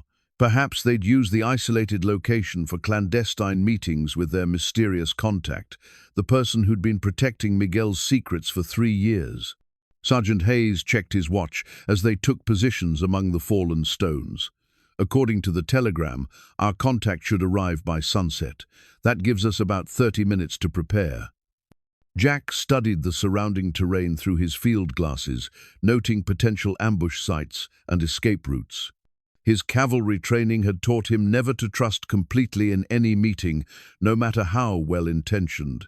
Too many good soldiers had died because they'd failed to plan for betrayal. "Movement to the south," Hayes whispered, pointing toward a dust cloud rising in the distance. "Single rider, coming fast." Through his glasses, Jack could see a woman riding a bay mare with the skill of someone who'd spent her life in the saddle. She wore the practical clothing of a ranch hand or prospector leather pants, cotton shirt, and a wide-brimmed hat that shadowed her face. Most surprising of all, she rode with a rifle across her saddle and moved with the caution of someone who understood danger. Scout's excitement increased as the rider approached. The cub whined softly and strained toward the woman, his tail wagging with what appeared to be recognition. "Easy, boy," Jack murmured, keeping the animal close. "Let's see who we're dealing with before we trust anyone." The woman dismounted about 50 yards from the ruins and called out in Spanish. "Miguel, are you there? I have the information you requested." Her voice carried clearly across the desert air, and Jack realized she was using the same code phrase Miguel might have established years ago. She was being cautious, testing to ensure she was meeting the right people. Hayes stood up slowly, his hands visible and empty. "Miguel is gone," he called back in Spanish. "But his work continues. We have come in his place." The woman approached carefully, leading her horse and keeping her rifle ready. As she drew closer, Jack could see that she was perhaps 40 years old, with the weathered features of someone who'd spent her life working outdoors. Her eyes were intelligent and watchful, constantly scanning the ruins for signs of danger. "I am Maria Santos," she said when she was close enough to speak normally. "Miguel was my cousin. When he did not return from his last meeting in Dusty Creek, I knew the worst had happened."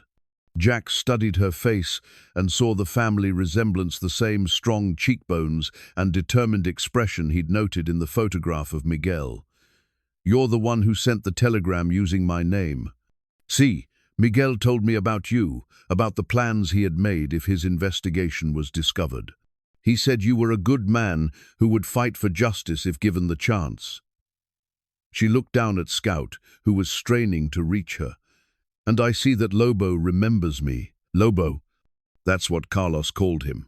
It means wolf in Spanish, but the boy thought it was a more grown-up name than what we usually call puppies. Maria knelt and allowed Scout to approach, scratching behind his ears with obvious affection. "This little one has been very brave, protecting the family's secrets all this time." Scout Lobo pressed against Maria with obvious joy, and Jack realized the animal had been waiting for this reunion as much as he'd been waiting to guide someone to the truth. The cub had known all along that Maria would eventually appear, just as Miguel had planned. "What can you tell us about the conspiracy?" Hayes asked, settling into a businesslike tone. "We found Miguel's evidence, but we need to understand the current situation." Maria's expression grew grim. "It is worse than when Miguel was alive. After his death, Sheriff Bradley and his associates became bolder. They have driven 3 more families from their land, always using the same methods: accusations of claim jumping, mysterious fires, and violence when people refuse to sell." She reached into her saddlebag and produced a leather portfolio. "I have been continuing Miguel's work, documenting every case of fraud and intimidation. But the corruption has spread further into the territorial government. Even some of the officials Miguel trusted have been compromised." Hayes examined the documents Maria provided, his expression growing increasingly troubled. "This shows coordination between local officials and the territorial secretary's office. They're not just stealing individual claims, they're manipulating the entire land approval process." "There is more," Maria continued. 3 days ago, I learned that territorial officials are planning to meet with Eastern investors next week at a ranch near Las Cruces. They will sign agreements transferring thousands of acres of Hispanic family land to mining companies, all based on fraudulent documentation. Jack felt a chill of recognition. Las Cruces, that's where Miguel's sister lives, isn't it? Elena's sister, who was supposed to receive her locket. See, Rosa Morales. She has been caring for other families who lost their land, providing shelter and legal assistance when possible. But if this meeting takes place, even her ranch will be at risk. Hayes was studying a map Maria had provided, noting the locations of various land claims and the pattern of fraudulent transfers. If we could disrupt this meeting, present evidence of the conspiracy while all the major players are gathered in one place. It would be incredibly dangerous, Jack observed. We'd be outnumbered and far from any honest authority. But it might be our only chance, Maria said firmly. Once these papers are signed, the territorial courts will be powerless to reverse the transfers. The corruption will become legally unassailable. Lobo had been sitting quietly during their discussion, but now the cub stood and trotted toward the ruin's main entrance. There, hidden among the fallen stones, he began pawing at something buried in the rubble. "He has found something else," Maria said, following the animal. "Miguel used to bring Carlos here to play, and sometimes they would hide things in the old chapel." Working together, they cleared away stones and debris to reveal a metal box similar to the ones they'd found at other locations. Inside was Miguel's final contingency plan, detailed maps of the ranch where the meeting would take place, sketches of the building layouts, and even guard schedules obtained through careful surveillance. Miguel was planning to disrupt the meeting himself, Jack realized, studying the attack plans. He'd already worked out how to get inside and gather evidence of the negotiations. But there was more in the box, a letter addressed to Maria, explaining Miguel's final strategy and the role he'd intended for her to play. As she read, her expression shifted from sadness to determination. "He wanted me to guide you to this place," she said finally. "Not just to give you information, but to ask for your help in completing his mission. The meeting is in 4 days, and Miguel believed that with military support, we could expose the entire conspiracy in a way that would be impossible to cover up."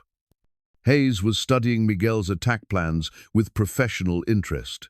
"This is sophisticated work. Your cousin understood tactics and timing. With the right coordination, we could indeed capture evidence that would bring down the entire network." "But the risks are enormous," Jack said. "We'd be committing ourselves to a course of action that could easily result in our deaths. And if we fail, the evidence we've already gathered might never reach honest authorities." Maria looked at him steadily. Miguel knew the risks when he began this investigation. Elena and Carlos knew the risks when they stayed to support him. Sometimes the right choice is also the most dangerous choice.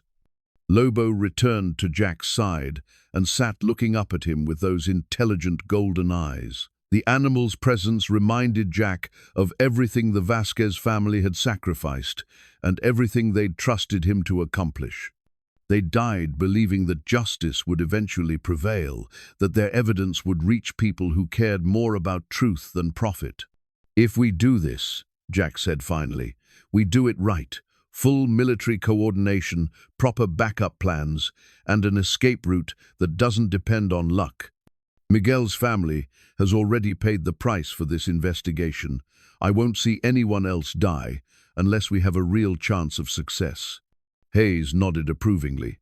"Colonel Patterson can provide a small unit of trusted men, enough to ensure we have adequate support. But the timing will be crucial.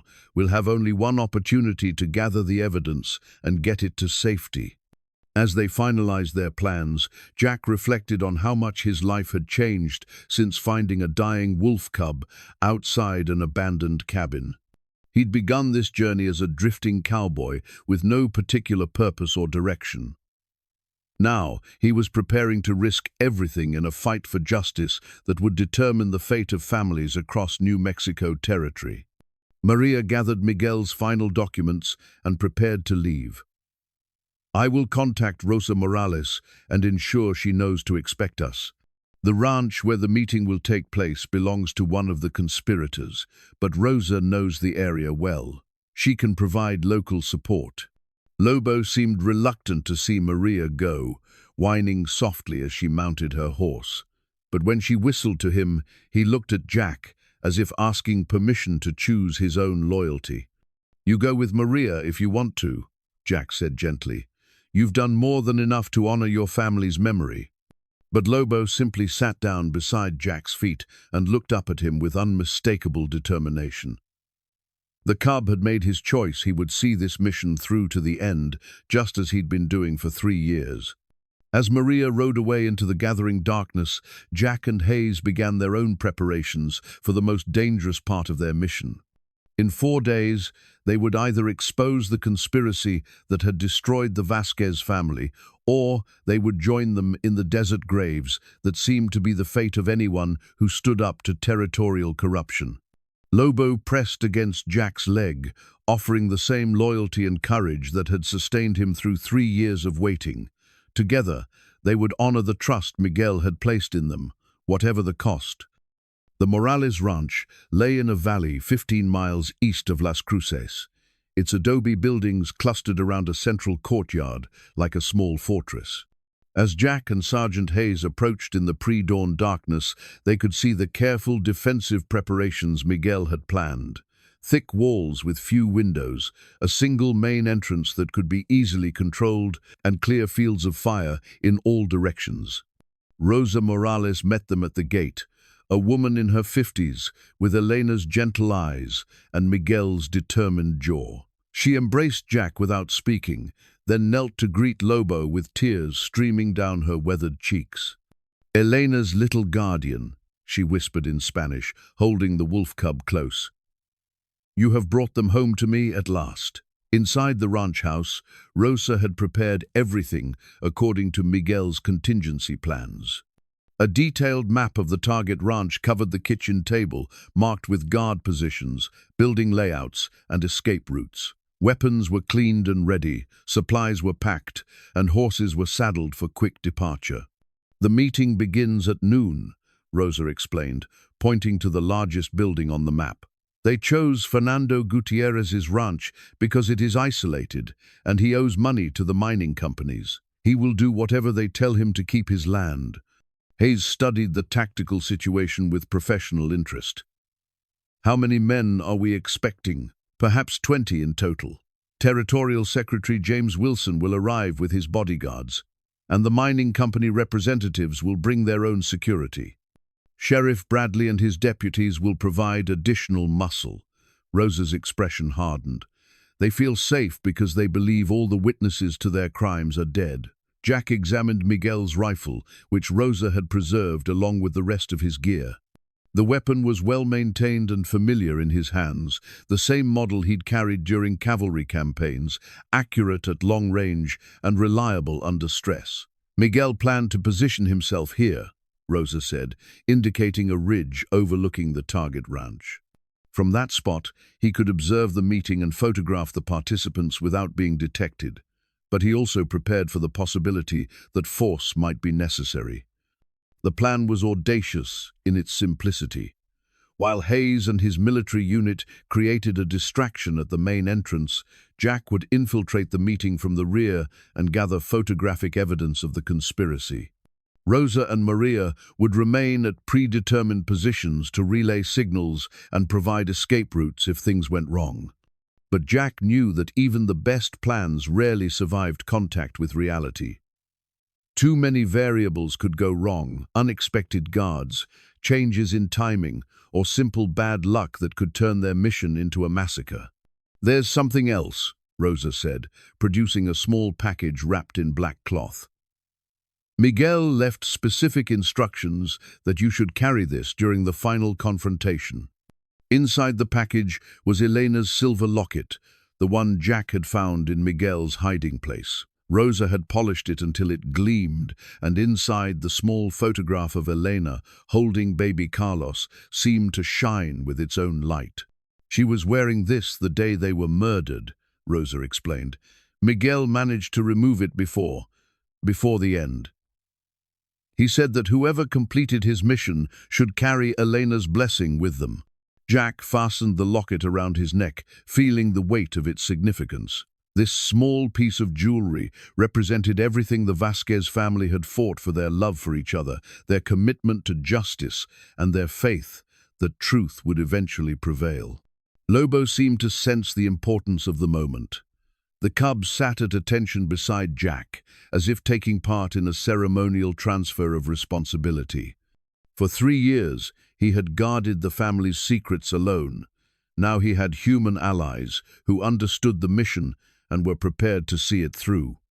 As the sun rose, Hayes's military unit arrived: 6 soldiers, hand-picked by Colonel Patterson for their reliability and skill. They wore civilian clothes to avoid drawing attention, but their bearing and weapons marked them as professional fighting men. "Gentlemen," Hayes addressed the group, "we're about to attempt something that could change the future of this territory. The evidence we gather today will either expose a conspiracy that reaches the highest levels of government, or we'll die trying to obtain it. Either way, history will remember what happens here." Jack checked his equipment one final time: camera, ammunition, Miguel's documents, and Elena's locket. Everything he needed to complete the mission was ready, but success would depend on timing, courage, and the kind of luck that had sustained him through 8 years of frontier survival. The ride to the target location took 2 hours across terrain that shifted from fertile valley floor to rocky hills dotted with scrub brush and cactus. As they approached the Gutierrez ranch, Jack could see vehicles and riders converging from multiple directions: territorial officials, mining company representatives, and their various security details. From their observation point on the ridge, the scope of the conspiracy became clear. At least 30 men had gathered for the meeting, representing interests that reached from local law enforcement to territorial government to Eastern financial powers. The documents that would be signed here today would legitimize the theft of thousands of acres of family land. "Remember," Hayes said as they prepared to separate for the final approach, "this isn't just about Miguel's family anymore. This is about the future of New Mexico territory and whether it will be governed by law or by corruption." Jack made his way down the ridge toward the rear of the ranch house, using every skill he'd learned during cavalry reconnaissance missions. Lobo moved beside him like a shadow, instinctively understanding the need for absolute silence. The target building was larger than it had appeared from the ridge, a sprawling adobe structure with multiple rooms and corridors. Through windows, Jack could see well-dressed men arranging papers on a large table while armed guards positioned themselves at strategic points. At exactly noon, the sound of gunfire erupted from the front of the ranch. Hayes and his men had begun their distraction, drawing the guards' attention away from Jack's infiltration route. In the confusion, Jack slipped through a rear window and found himself in a storage room adjacent to the main meeting area. Through a crack in the door, he could see the conspirators gathered around their table. Territorial Secretary Wilson was there, along with Sheriff Bradley, Bank President Whitmore, and several men in expensive suits who could only be the Eastern investors. They were signing documents with the casual efficiency of men who'd done this many times before. Jack began photographing the proceedings, capturing images that would provide irrefutable proof of the conspiracy. But as he worked, he realized that something was wrong. The gunfire from the front of the building had stopped too quickly, and the guards seemed more organized than they should have been. Lobo's low growl confirmed his suspicions. They had walked into a trap.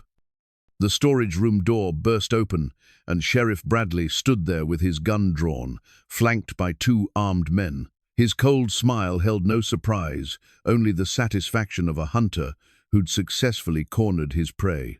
"Well, well, Jack Morrison, the drifting cowboy who thinks he's some kind of hero." Bradley stepped into the room, his weapon trained on Jack's chest. "Did you really think we didn't know you were coming?" Jack kept his hands visible but ready, calculating distances and angles. Lobo crouched beside him, a low growl rumbling in his throat. You've been expecting us. For days. You see, your friend, Sergeant Hayes, isn't quite as reliable as you thought. Amazing what a man will do when his family's safety is threatened. Bradley's smile widened. Colonel Patterson's wife and daughter are enjoying our hospitality in Santa Fe. The good sergeant had to choose between their lives and your mission. The betrayal hit Jack like a physical blow, but he forced himself to stay calm. Hayes had been compromised, probably from the moment he'd contacted Colonel Patterson. The entire operation had been turned against them from the beginning. Where is Hayes now? Dead, along with his men. They served their purpose by confirming your plan and leading you here. Bradley gestured toward the main room, where Jack could hear voices discussing the successful trap. The territorial secretary was particularly pleased to learn that Miguel's evidence still existed. We'll be recovering all of it today. Through the doorway, Jack could see the conspiracy's true scope. Not just territorial officials and mining companies, but federal representatives who'd traveled from Washington specifically to coordinate the land grab.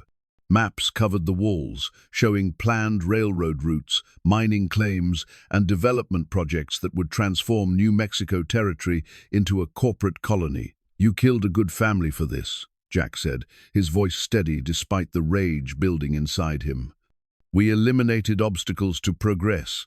Wilson's voice came from the main room.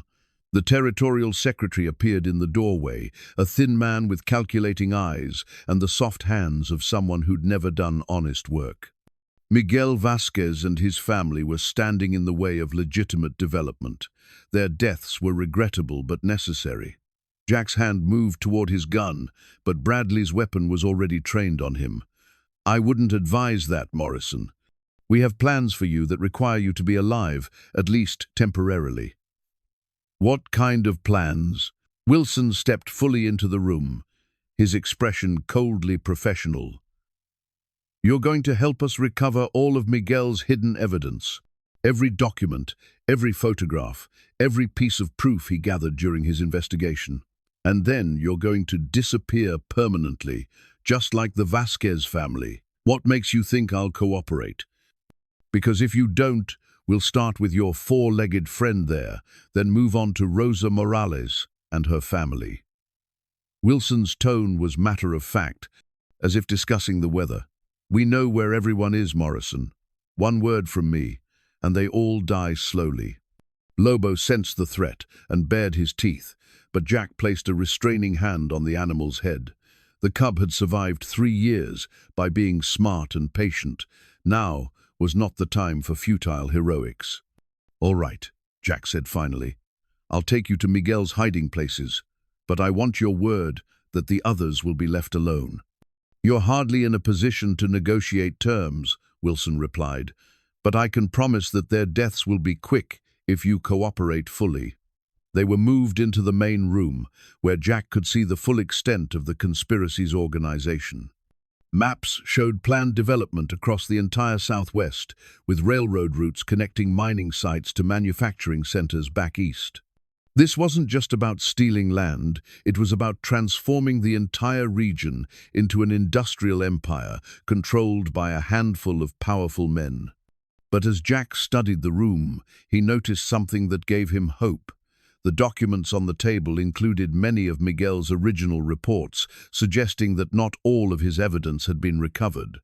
More importantly, some of the papers showed signs of hasty photography. Someone else had been documenting the conspiracy. The sound of horses approaching from outside interrupted his observations. Through the windows, Jack could see a large group of riders surrounding the ranch house. But these weren't more conspirators, they were Hispanic men and women, armed with rifles and grim determination. What is this? Wilson demanded, moving to the window. Sheriff Bradley's face had gone pale. It looks like half the territory has come calling. Rosa Morales sat her horse at the head of the group, carrying a white flag of truce in one hand and a rifle in the other. Beside her rode Maria Santos and dozens of other people, families who'd lost their land, veterans who'd served with Miguel, and citizens who'd finally decided to stand up against corruption. Mr. Wilson, Rosa called out in a voice that carried clearly across the courtyard. We've come to discuss your development plans. I think you'll find our terms quite reasonable." Wilson cursed under his breath and turned to Bradley. "How many men do we have here?" "Maybe 20, counting the guards outside, but they've got us outnumbered 3-1, and they know this country better than we do." One of the Eastern investors, a nervous man in an expensive suit, moved toward the door. "This wasn't part of our agreement. We were told this would be a simple business transaction." "Sit down," Wilson snapped. "No one leaves until we resolve this situation." But Jack realized that Rosa and her allies weren't there to start a fight. They were there to bear witness. As he watched through the window, he could see people with cameras and writing materials, documenting everything they observed. Whatever happened here today would be recorded and reported across the territory. Lobo had been unusually quiet during the confrontation, but now the cub trotted toward one of the side windows and began pawing at something on the floor. When Jack looked closer, he saw that Lobo had found a loose floorboard and beneath it the gleam of metal. Miguel's backup plan had one more surprise. While the conspirators argued about how to handle the crowd outside, Jack carefully worked the floorboard loose and discovered a cache of weapons Miguel had hidden in preparation for exactly this situation. Not just guns, but explosive charges designed to destroy the building if negotiations failed. The implications were clear. Miguel had never intended to simply gather evidence and leave. He'd been prepared to eliminate the conspiracy's leadership, even if it cost him his own life. The charges were positioned to bring down the entire structure, ensuring that if the truth couldn't be exposed through legal means, justice would be served through more direct action. Jack palmed one of the smaller charges and checked its timer mechanism. Simple but effective, the kind of device cavalry engineers had used to destroy Confederate supply depots during the war. Miguel had learned his lessons well during his military service. Outside, Rosa was speaking again, her voice amplified by the acoustics of the courtyard. "We know what you've done to our families, and we know what you're planning to do to our territory. But today, the people of New Mexico have decided to take back what's rightfully ours." Wilson moved away from the window, his confidence clearly shaken. "Bradley, get some men positioned to break up that crowd. Use whatever force is necessary." But when Bradley looked outside, he could see that his guards were outnumbered and outgunned. The people surrounding the ranch house weren't just protesters, they were fighters who'd come prepared for a war.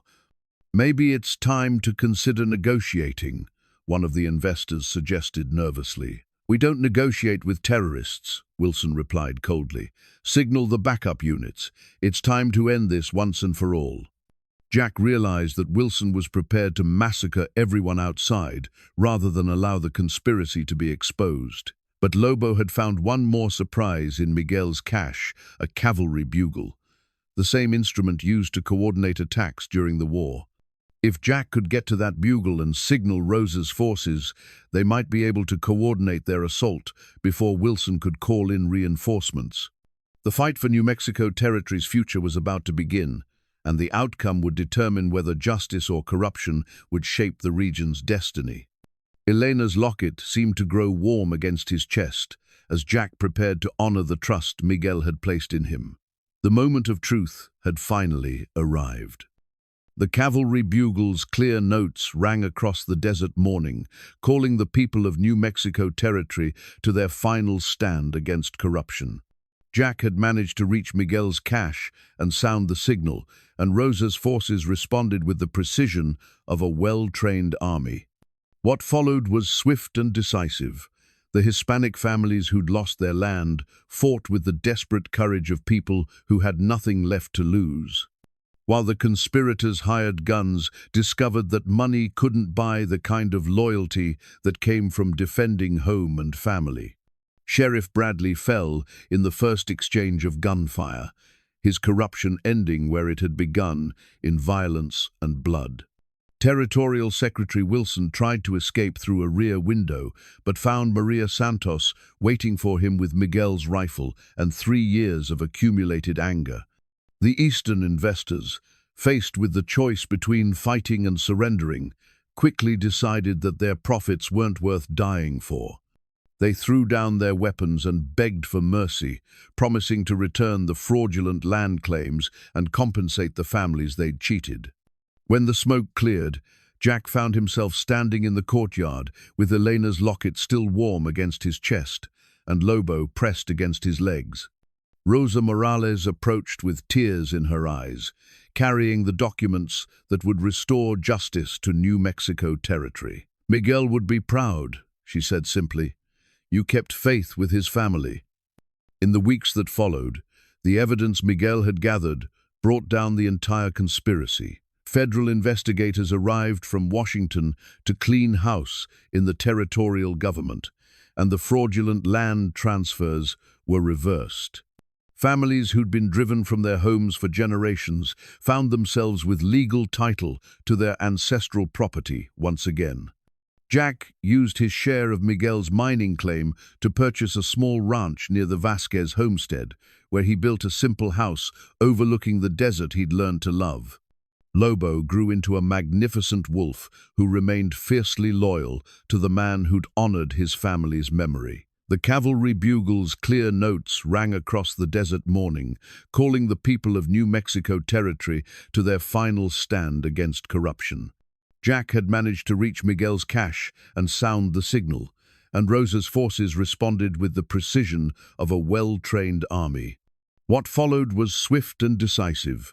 The Hispanic families who'd lost their land fought with the desperate courage of people who had nothing left to lose, while the conspirators hired guns discovered that money couldn't buy the kind of loyalty that came from defending home and family. Sheriff Bradley fell in the first exchange of gunfire, his corruption ending where it had begun in violence and blood.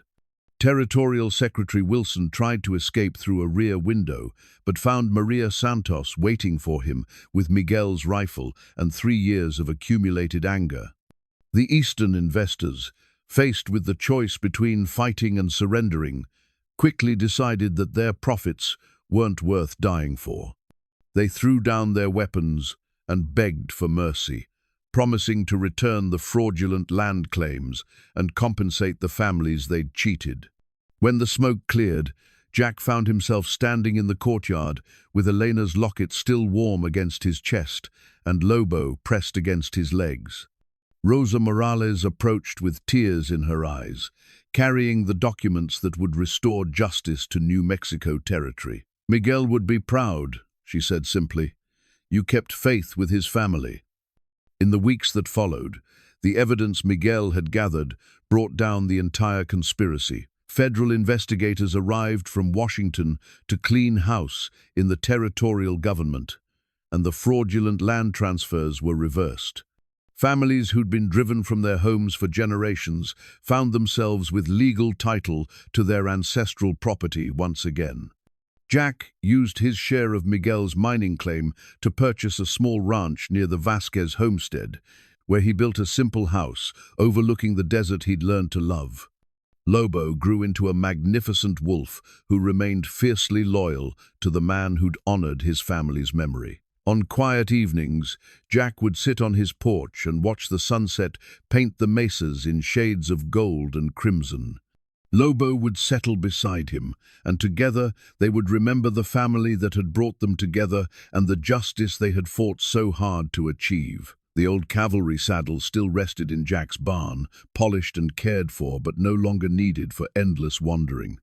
He'd found what he'd been searching for without knowing it: purpose, belonging, and the peace that came from doing what was right, regardless of the cost. Sometimes travelers would stop at his ranch and ask about the wolf that seemed so comfortable around humans. Jack would tell them about loyalty and courage, about the difference between right and wrong, and about how sometimes the smallest acts of kindness could change the course of history. He never mentioned the Vasquez family by name. Their story was too sacred for casual conversation. But Elena's locket remained around his neck as a reminder of the trust they had placed in him and the responsibility that came with being chosen to carry on their fight for justice. The desert had taught Jack Morrison that some things were worth any sacrifice, and that true wealth came not from what a man owned, but from what he was willing to defend. In saving a dying wolf cub outside an abandoned cabin, he had discovered his own capacity for love, loyalty, and the kind of courage that could transform an entire territory. And in the end, that transformation proved to be Miguel Vasquez's greatest victory, not just exposing corruption, but inspiring others to stand up for what was right, no matter how great the odds against them. The territory became a state, governed by law rather than greed, and the families who had suffered under corruption finally found the justice they deserved. Jack's story became legend in New Mexico, passed down through generations as a reminder that ordinary people could accomplish extraordinary things when they chose to do what was right. And always, in the telling, there was mention of the wolf who had guided a lost cowboy toward his destiny, proving that loyalty and love could triumph over even the darkest forces of human greed and corruption.